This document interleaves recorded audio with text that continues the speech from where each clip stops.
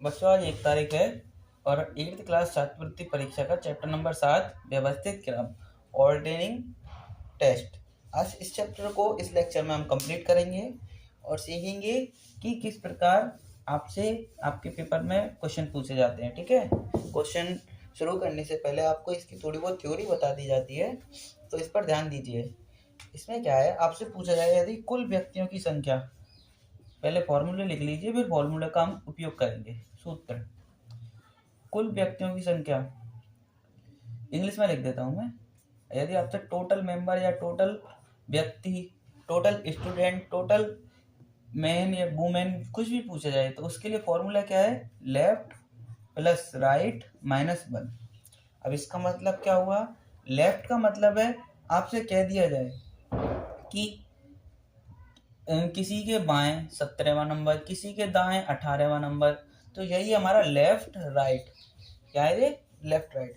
जो आपको नंबर दिया जाएगा वही लेफ्ट राइट है।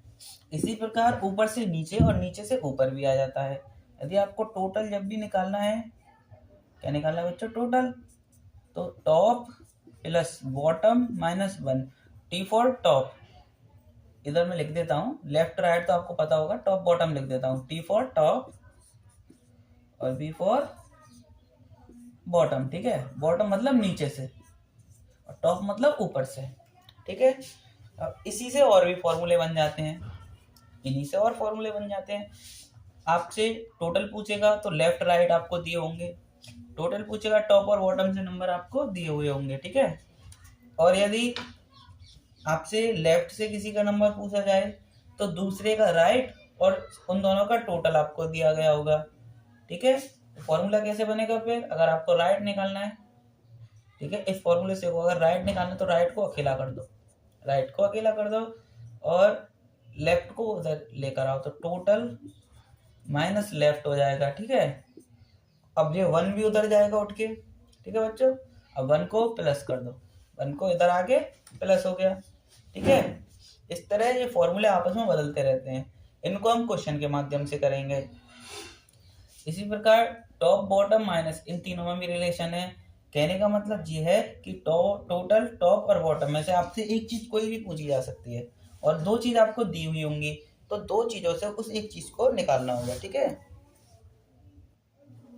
और इनके अलावा भी 1-2 फॉर्मूले और हैं इसी तरह के, जिनका हम क्वेश्चनों में उपयोग करेंगे। ठीक है, और आपको एक प्रकार और पूछा जाता है टाइप नंबर 2 में, आपको एक गोल मेज दी गई होगी और कहते हैं प्रश्न में आपसे बोलेगा कि एक मेज के केंद्र की ओर मुंह करके कुछ भी बच्चे, आदमी, कोई भी लोग 4 या 5 संख्या में बैठे होते हैं। ठीक है, मैंने मान लिया कि हाँ 7 लोग एक मेज पे इस केंद्र की ओर मुंह करके बैठे हैं, तो सबसे पहले हम 7 सीट बनाएंगे, 1 2 3 4 5 6 और एक और बना दो बच्चों 7। ठीक है, 7 सीट हमने बना दी। अब जो 7 व्यक्ति आपको दे रखे हैं, मान लो A B C D E F और जी, ये 7 लोग आपको दे रखे हैं, तो इस टेबल पे आपको बैठाने के लिए अलग अलग शर्तें कहेगा, उन्हीं शर्तों के हिसाब से इस टेबल की सीटों पे उनको बैठाना है। ठीक है, और किस तरह बैठाना है,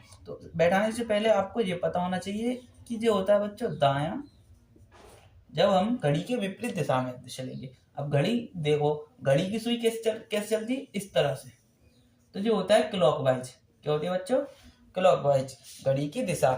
और जब हम उल्टा चलते हैं इस तरह, तो होता है घड़ी के विपरीत दिशा, इसको बोलते हैं एंटी क्लॉकवाइज, एंटी क्लॉकवाइज। ठीक है, तो जब दायां चलेंगे, दायां चलेगा उल्टा, एंटी क्लॉकवाइज, एंटी क्लॉकवाइज। ठीक है, या वो दायां बोल सकता है या एंटी क्लॉकवाइज, वामावर्त और दामावर्त ऐसे करके बोल सकता है। तो इंग्लिश पढ़ लेना, एक तो क्लॉकवाइज लिख रहा होगा और एक एंटी क्लॉकवाइज।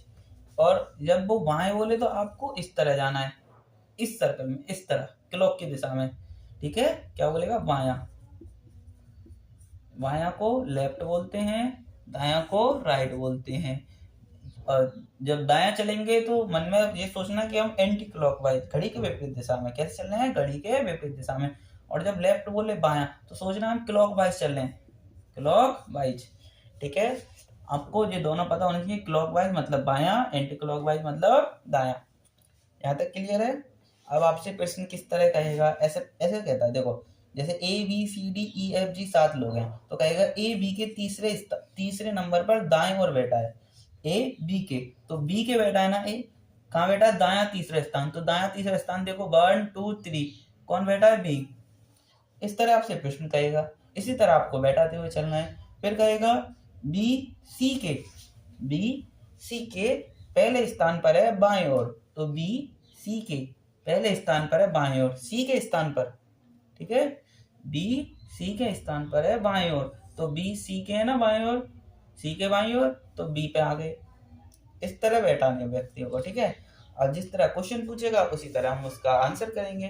चलते हैं क्वेश्चनों की तरफ। क्वेश्चन नंबर पहला आपको आपकी स्क्रीन पर दिख रहा होगा, तो क्वेश्चन पढ़ते हैं बच्चों। 60 लड़कियों के समूह में रेखा नीचे से 7वीं है। ठीक है, जो आंसर हम कर रहे हैं बच्चों, रेखा। अब यहाँ ऊपर और नीचे, टॉप और बॉटम, तो पहले फॉर्मूला लिख ले। इधर इधर देखो कॉर्नर में क्या होता है formula, total is equal to top plus bottom -1, ठीक है। या अगर यहाँ कोष्टक लगाना तो लगा लो, इससे कोई फर्क नहीं पड़ेगा। Total equal to top plus bottom -1। तो अब क्वेश्चन पर ध्यान दो, 26 लड़कियों का समूह में रेखा नीचे से 7वीं है। ये हमने रेखा ले ली, रेखा नीचे से कितने भी है, 7वीं। टोटल लड़की कितनी है, टोटल है, कुल बोला ना, कुल मतलब टोटल 60 लड़कियों के समूह में, 60 लड़कियों के समूह में 7वीं है। ऊपर से रेखा किस स्थान पर है, हमसे कहाँ पूछा, ऊपर से यानी टॉप से, और ये कहाँ है, बॉटम से। बस फॉर्मूला देखो और आंसर लाओ, ठीक है। ये बॉटम से है और ये टॉप से पूछा है, टॉप से किस स्थान पर है, तो टोटल फॉर्मूला लगा देंगे यहाँ पर। टोटल कितना है बच्चों, 60, टोटल 60 बराबर, टॉप से पूछा तो टॉप को हम छेड़ेंगे नहीं, बॉटम से स्थान दिया है 7वां, -1, माइनस को पहले घटा लो या इधर लाके घटा लो, एक ही बात है। 7 में तो एक जाएंगे, कितना बचेगा, 60। अब 6 को इधर ले आओ, ठीक है, तो 6 को इधर ले आएंगे तो क्या हो जाएगा, 60 - 6, तो टॉप से स्थान कितना आ गया, माइनस कर दो 60 में से 6, तो आपका आंसर आएगा 54 वहाँ, टॉप से कितनी है, 54। समझ में आया। सिर्फ फॉर्मूला देखो, और जो वैल्यू हमें क्वेश्चन में दी है, नीचे से दी है तो नीचे से बॉटम की जगह पे 7वां, टॉप से पूछा है तो टॉप को टी बने रहने दो, टोटल दिया है, टोटल देख लो 60, ठीक है, और -1 करते रहो, क्वेश्चन कंप्लीट हो गया। अब चलते हैं बच्चों अगले क्वेश्चन पर। क्वेश्चन नंबर 2 आपको आपकी स्क्रीन पर दिख रहा होगा, ठीक है। क्वेश्चन को पढ़ते हैं। लड़कों की एक पंक्ति में संजय बाएं से 15वें, संजय बाएं से 15वें तथा अजय दाएं से 20वें स्थान पर है। तो इस लाइन को पहले हम ड्रॉ करेंगे, देखते हैं। संजय बाएं से, बाएं मतलब लेफ्ट, तो लेफ्ट इधर होता है, तो लेफ्ट से 15वें स्थान पर है। 15वें स्थान पर कौन है, संजय, ठीक है। संजय को मैं S लिख देता हूँ, संजय को S, बाएं से 15वें स्थान पर है। अजय दाएं से 20वें स्थान पर है, अजय कितने स्थान पर है, दाएं से 20वें स्थान पर है, ठीक है, ये अजय हो गया। वे दोनों परस्पर स्थान बदल लेते हैं। अब इन दोनों ने स्थान बदला, ठीक है, इसने कुछ स्थान बदला, इसने एक दूसरे ने स्थान बदला, परस्पर स्थान बदल लेते हैं। तो अजय दाएं से 30वें स्थान पर, तो अजय पहले दाएं से 20वें स्थान पर था, वहीं फिर बाद में क्या होता है, वो 30वें स्थान पर आ जाता है जब वो परस्पर स्थिति बदल लेते हैं। तो संजय बाएं से किस नए क्रम स्थान पर होगा, उसने संजय का पूछा है, कहाँ से पूछा है, बाएं से, कहाँ से पूछा है, बाएं, तो मैं यहाँ लिख देता हूँ, ये बाएं ये दाएं, ठीक है बच्चों, बाएं दाएं। और जब इनकी नई स्थिति बनती है, जब ये परस्पर स्थिति बदलते हैं, तो अजय दाएं से 30वें स्थान पर है, और जो संजय है वो बाएं से, लेफ्ट से किस स्थान पर होगा, हमसे ये पूछा है किस स्थान पर होगा। तो मैंने कहा था जो इसके अन्य फॉर्मूले हैं वो अब इस्तेमाल होंगे। ठीक है, तो देखो, जब भी तुमसे टोटल का जिक्र ना हो, टोटल ना कहे, ठीक है, तो कोई भी ऐसा फॉर्मूला नहीं लगाएंगे जिसमें टोटल आता हो। इसने हमसे कुल व्यक्ति नहीं कहा, ना ही इसने पूछा है, तो हम टोटल का इस्तेमाल करेंगे नहीं। तो इसके लिए किस तरह फॉर्मूला बनाएंगे, देखो, इसमें जिस व्यक्ति के दो स्थान दे रखे हो, दो स्थान किसके दे रखे हैं, अजय के, इन दोनों का अंतर, ठीक है, और नया स्थान किसका जानना है हमें, संजय का, तो संजय का नया स्थान बराबर अजय की दोनों स्थानों का अंतर, दोनों स्थानों का अंतर, ठीक है, दोनों स्थानों का अंतर प्लस अजय का पहला स्थान, अजय का पहला, या मैं कह दूं पुराना, पुराना स्थान, पुराना स्थान। ठीक है, ये फॉर्मूला याद रखना, जब भी आपको टोटल के बारे में ना कहा जाए तो जिसके दो स्थान दिए हो उन दोनों का अंतर, अंतर मतलब माइनस, और जिसका पूछा है उसका नया स्थान, और जिसका पुराना दिया हुआ है प्लस उसको जोड़ देना। ठीक है, अब हमें नया स्थान निकालना है। ठीक है, अब दो स्थान किसके दिए, अजय के, तो अजय के दोनों स्थानों का अंतर, अंतर मतलब माइनस, तो 30 में से 20 माइनस, जो हो गया अंतर, प्लस संजय का पुराना स्थान, संजय का पुराना स्थान कितना है बच्चों, बाएं से 15 बाएं। ठीक है, समझ में आ रहा है यहाँ तक। अब आगे देखो, 30 में से 20 जाएंगे 10, प्लस कितना हो रहा है 15, तो संजय का नया स्थान कितना हो गया, नया स्थान जोड़ के हो गया बच्चों 25। ठीक है, इसी तरह करेंगे। यदि टोटल नहीं कहा है तो टोटल का फॉर्मूला इसमें हम नहीं लगाएंगे। यदि टोटल के बारे में जिक्र है, लेफ्ट और राइट के बारे में जिक्र है, तो उसमें हम फॉर्मूला लगाएंगे। अब चलते हैं बच्चों अगले क्वेश्चन पर। इन क्वेश्चन को ध्यान से पढ़ो, ठीक है, जब भी आपको समझ में आएगा कि इसमें करना क्या है। क्वेश्चन नंबर 3 स्क्रीन पर देखिए। छात्राओं के एक समूह में राधा बाएं से 7वें तथा नलिनी दाएं से 10वें स्थान पर है। ठीक है, बाएं से 7वें स्थान पर है राधा, तो बायां ये है 7वें स्थान पर, ये बायां। ठीक, कौन है यहाँ पे, राधा, आर फॉर राधा, राधा बाएं से 7वें स्थान पर है, नलिनी दाएं से 10वें स्थान पर है, और हमने इधर ले ली नलिनी 10वें स्थान पर है बाएं से, इधर हो गया हमारा बायां पर। ठीक है, वे दोनों परस्पर स्थान बदलती है। ठीक है, जैसे पहले बदला था इन्होंने भी ऐसे ही बदला है, तो नलिनी बाएं से 7वें स्थान पर हो जाती है। जो नलिनी है वो बाएं से 7वें, बाएं से इधर दायां है। ठीक है बच्चों, दायां और राइट, ये हो गया लेफ्ट, तो नलिनी बाएं से 7वें स्थान पर हो जाती है। कौन हो गई अब, नलिनी बाएं से 7वें स्थान पर हो जाती है। समूह में कुल कितनी छात्राएं हैं, क्या पूछा है हमसे, कुल कितनी छात्राएं हैं। जब कुल आया है इसमें, तो हम कुल वाले फॉर्मूले का इस्तेमाल करेंगे। तो टोटल बराबर फॉर्मूला क्या था, लेफ्ट प्लस राइट माइनस 1, यही फॉर्मूला था। ठीक है, लेफ्ट प्लस राइट माइनस 1। अब इधर एक बात, पूछा किसका है, टोटल लड़कियों का, टोटल लड़की आपसे पूछी है। अब आप सोचोगे कि किसका लेफ्ट और किसका राइट लें। ठीक है बच्चों, तो जब एक ही व्यक्ति के दो स्थान दिए हैं तो उन दोनों को जोड़ो। अब आप एक पंक्ति में खड़े हो और आपकी एक पंक्ति मान लो 10 बच्चों की पंक्ति है, आपसे कहा कि आप पहले 7 नंबर पे थी, फिर आपने जैसे स्थान बदला आप 3 नंबर पे थी, ठीक है, सॉरी 4 नंबर पे थी, ध्यान से देखना, 7 नंबर पे थी और इधर से आप 4 नंबर पे थी। आपसे पूछा टोटल व्यक्ति कितने हैं, जब आपने कहा कि मैं 7वें नंबर पे थी तो इधर कितने लोग थे, पीछे 6 आपके, और इधर आप 4थे नंबर पे, तो इधर कितने लोग थे, 3। ठीक है, और 7वें और 4थे नंबर पे आप थी, तो आपको 2 बार नहीं गिना जाएगा, आपको 2 बार नहीं गिना जाएगा।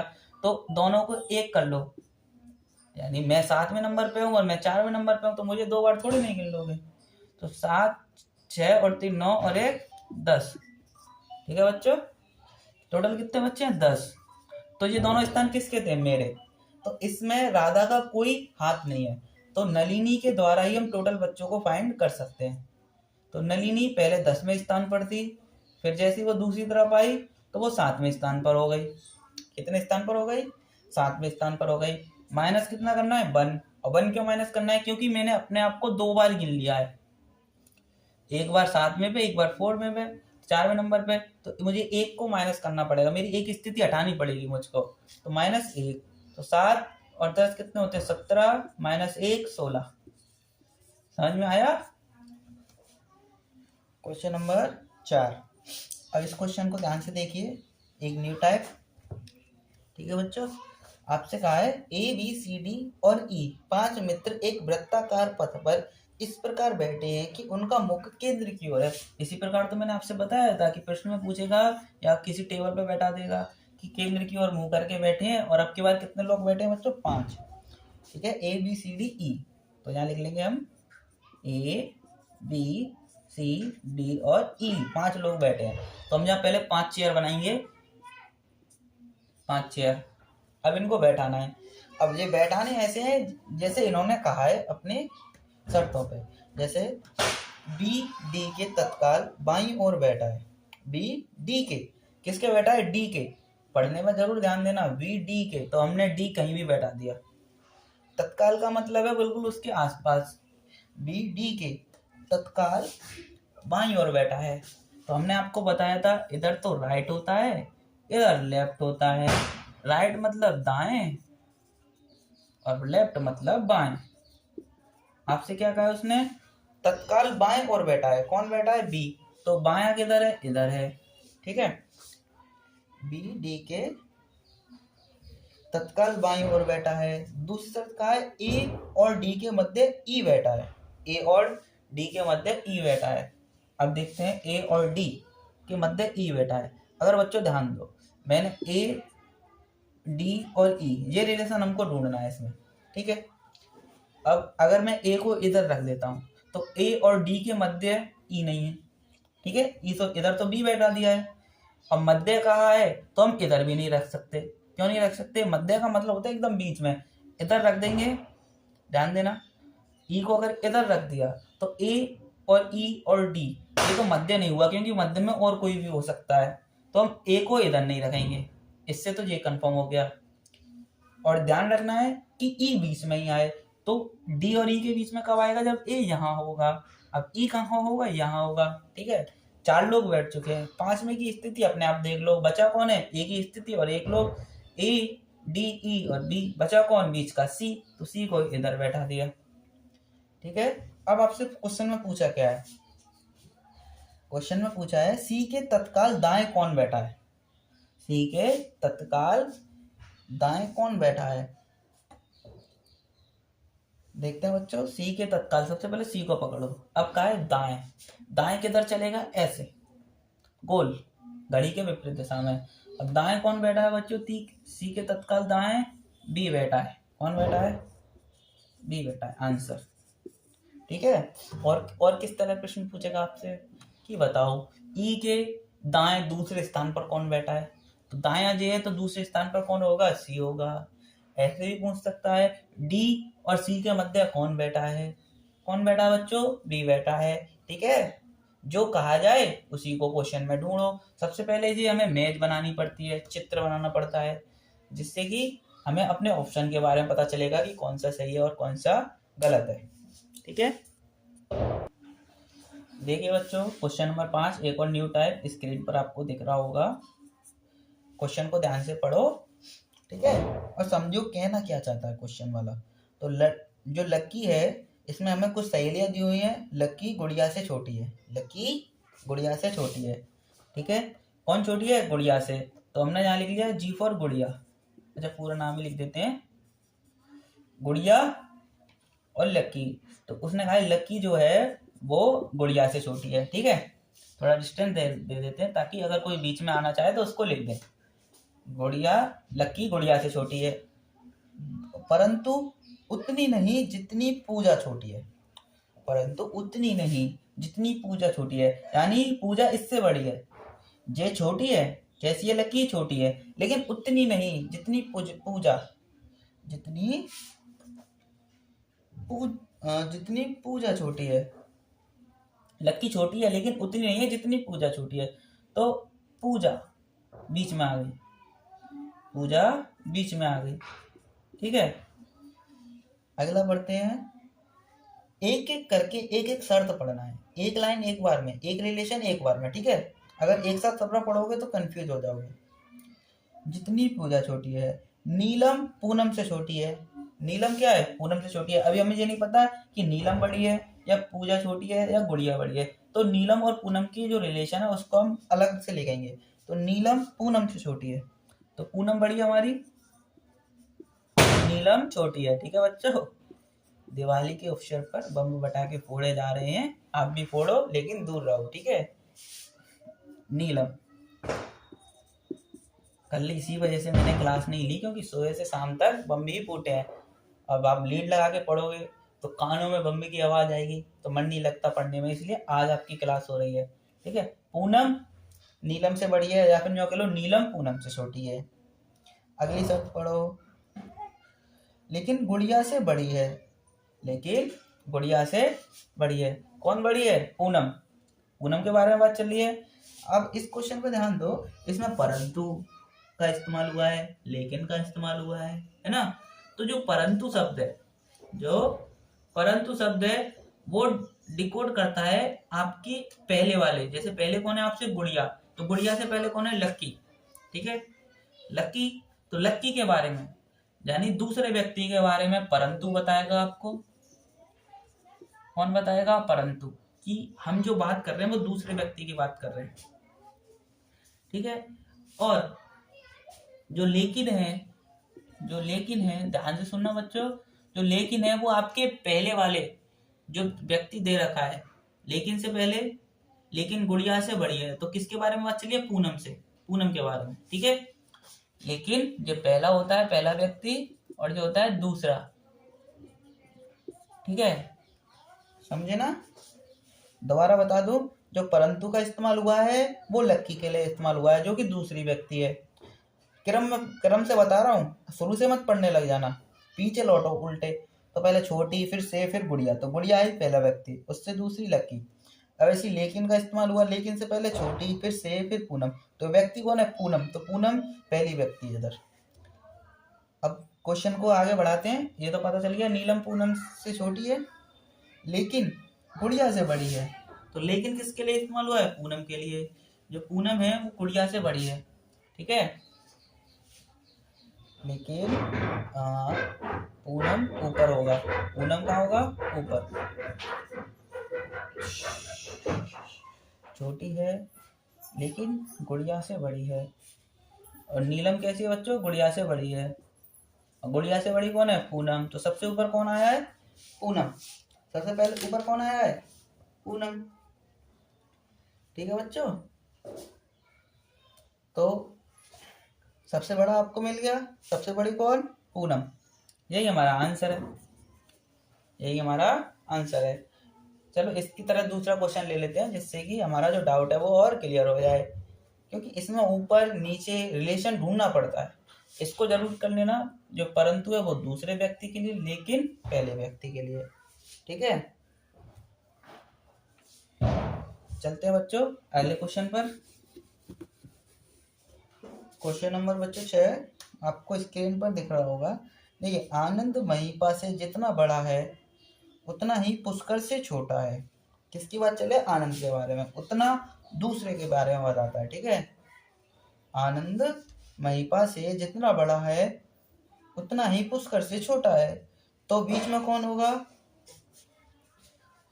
बीच में कौन होगा? आनंद महिपा से जितना बड़ा है, तो महिपा से बड़ा है कौन? आनंद। आनंद जो है वो महिपा से बड़ा है,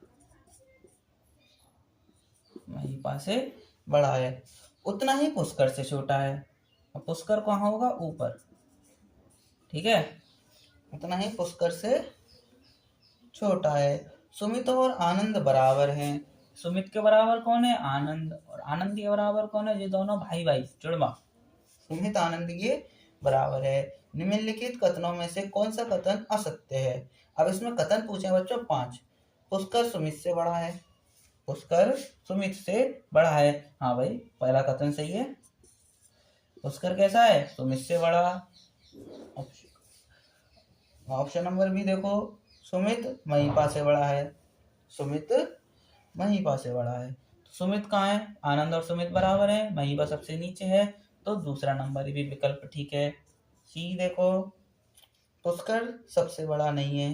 क्या पुष्कर सबसे बड़ा नहीं है? भाई सबसे बड़ा है, पुष्कर सबसे बड़ा है, तो यही कथन हमारा गलत है। अगले कथन पर चलते हैं, डी वाले पर। महिपा पुष्कर से छोटा है। महिपा पुष्कर से छोटा है। हाँ भाई, पुष्कर से छोटा है, सबसे छोटा तो महिप है। सुमित सबसे छोटा है। सुमित सबसे छोटा है। कहाँ है सुमित? क्या सुमित सबसे छोटा है? नहीं, सबसे छोटा नहीं है, सबसे छोटा महिप है। अच्छा, यहाँ पाए प कर लेना, ठीक है। ई, तो ये कथन भी गलत है, तो इसमें सी और ई दोनों कथन गलत है, ठीक है। अब चलते हैं आपके अगले क्वेश्चन पर। Question number 7। इस प्रकार के प्रश्न भी आपको आपके क्वेश्चन पेपर में मिलेंगे। देखो, पढ़ो स्क्रीन पर जो आपके क्वेश्चन शो हो रहा है।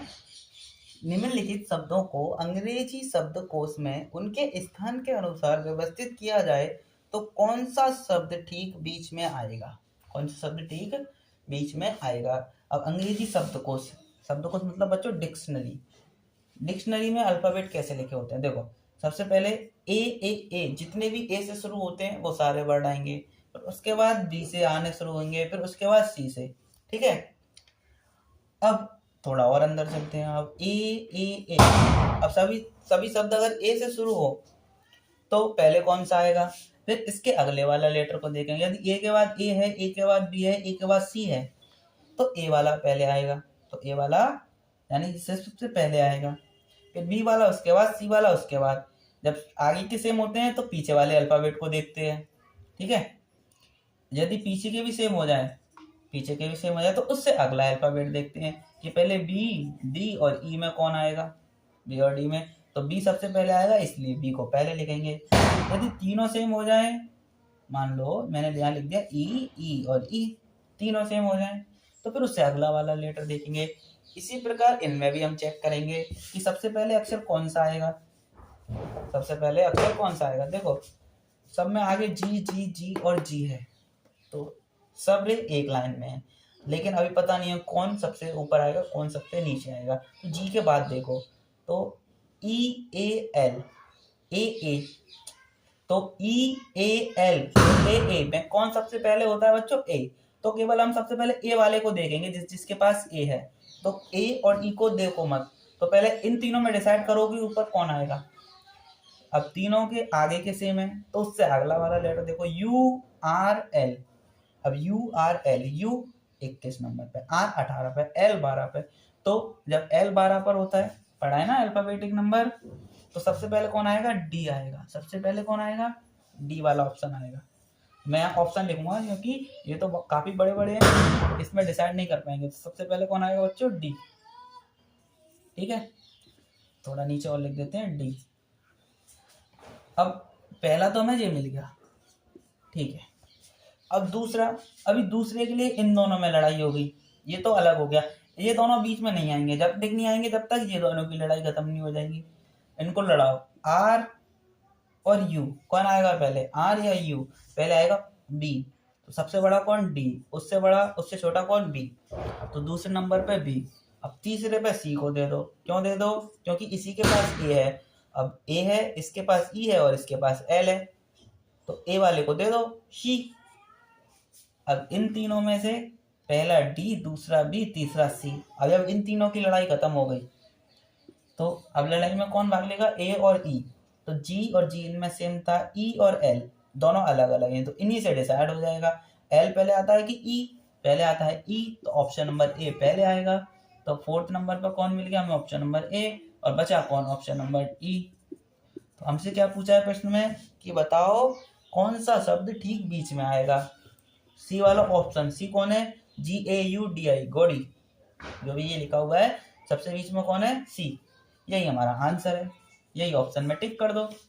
ठीक है बच्चों, ये सारे ऑप्शन ही दे रखे हैं आपको, क्वेश्चन आपके ऊपर है। ठीक है, ऑप्शन नंबर सी ठीक है। मार्कर खत्म हो चुका है हमारा, लेकिन इसको क्या लगा लगा के चला रहे हैं जबरदस्ती, इसके लिए इंक लानी पड़ेगी। आपसे ऐसे भी पूछा जा सकता है कि सबसे पहले कौन आएगा, सबसे पहले डी आएगा तो डी को टिक करेंगे, सबसे बाद में कौन आएगा, सबसे लास्ट में ई आएगा तो सबसे लास्ट वाले को टिक करेंगे। ठीक है, समझ गए ना सप्तकोश वाला। चलो इसका एक क्वेश्चन और ले लेते हैं, क्वेश्चन नंबर 7। इसमें भी हमें अंग्रेजी शब्दकोश के हिसाब से चलना है और दाएं से चौथे स्थान पर कौन सा शब्द होगा हमें ये बताना है। क्वेश्चन आप पढ़ लीजिए और जब तक हम इसको देखते हैं। तो सबसे पहले कौन सा आएगा, P P P P P, तीनों में पी सेम है तो पी से डिसाइड नहीं होगा। अब इससे अगला वाला देखो, ई आर यू, तो ई वाला हमने देखा तो ई 5 नंबर पे है, तो सबसे पहले ए और ई इन दोनों में लड़ाई होगी। ठीक है, इसमें भी ई इसमें भी ई, दोनों में सेम है तो अगले वाले पे चलो। ठीक है, एन और आर, पहले कौन आएगा, एन, तो हमें पता चल गया ई सबसे पहले आएगा, ई सबसे पहले आएगा। ऑप्शन ई की बात चल रही है ना कि अल्फाबेट की। और दूसरे नंबर पर कौन होगा, बचा कौन, इन दोनों में लड़ाई हो रही थी जो ए ऑप्शन, तो ए इसके बाद आएगा। अब ये दोनों का हम यूज नहीं करेंगे। अब कितने ऑप्शन बचे हमारे पास, 3। अब इन तीनों में चेक करो, P P P same, R R U, तो आर सबसे पहले आता है यू से, तो आर और आर सेम, आर के बाद ओ और ए, तो ए पहले आता है ओ बाद में आता है, तो ए के बाद कौन होगा, सी, और सी के बाद कौन होगा, ओ वाला, ओ कौन है, बी। ठीक है, जब तक इनका क्रम, इनका जो अल्फाबेट है वो सेम रहेगा, फिर उससे अगले वाले पे जाके देखेंगे, ए आता है और एक ओ, इसके बाद ओ आता है, तो इन दोनों को लेंगे। ठीक है, जब ये हो गया, अब बचा कौन, ऑप्शन नंबर डी, तो डी को इधर रख दो, डी को इधर रख दो। ठीक है, अब हमसे पूछा है दाएं से चौथे स्थान पर कौन होगा, दाएं मतलब राइट, तो दाएं से चौथा पूछा है ना, कौन होगा, पहला, दूसरा, तीसरा, चौथा, कौन होगा, ए होगा आंसर। ऑप्शन नंबर ए कौन सा, ये वाला, तो इसी को हम टिक करके आएंगे। कहाँ से पूछा है, दाएं से, बाएं से पूछा होता तो इधर से जाते। ठीक है बच्चों, जो आपको क्वेश्चन कराए गए हैं वो सभी इंपॉर्टेंट क्वेश्चन है, सभी टाइप इंपॉर्टेंट है। इसमें मेरा मन था कि एक सर्कल वाला और करा दिया जाए, लेकिन आपकी किताब में सर्कल वाला दिया नहीं है। मैं किसी और क्लास में अपनी तरफ से ढूंढ के उस क्वेश्चन को एक बार और कराऊंगा, क्योंकि सर्कल वाला भी आता है, सर्कल वाला अपने आप में इंपॉर्टेंट क्वेश्चन है, उसको ध्यान से करना। ठीक है, गुड बाय।